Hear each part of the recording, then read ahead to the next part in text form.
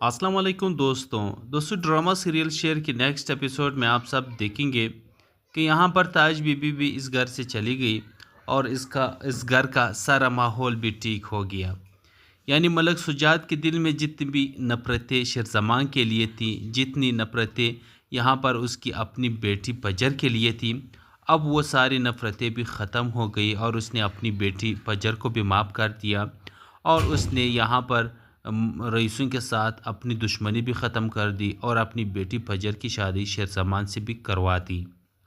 अब दूसरी तरफ शेरज़मान भी आखिरकार जान जाता है कि उसके एक्सीडेंट के पीछे उसके चचा का ही हाथ था और किस तरह से उनका एक्सीडेंट करवाया और किस तरह से उसे मरवाने की कोशिश की और किस तरह से उसके बाबा का कत्ल हुआ।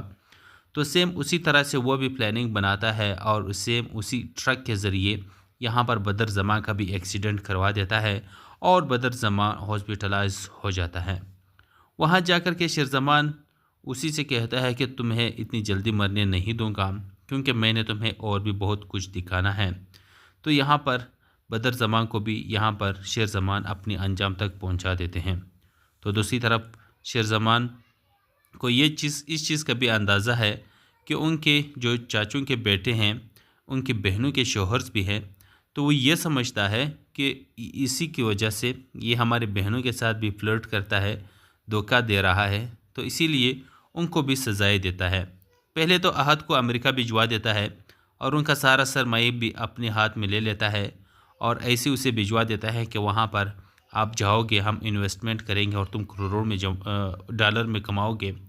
तो वो बड़ा खुश होता है, अपना सारा सरमाया शेरज़मान के हवाले कर देता है और शेरज़मान उसे बड़े प्रोटोकॉल के साथ यहाँ पाकिस्तान से तो भेज देता है, लेकिन उनके बैग में ड्रग्स डाल के वहाँ वो जैसे अमेरिका पहुँचता है, वहाँ उनके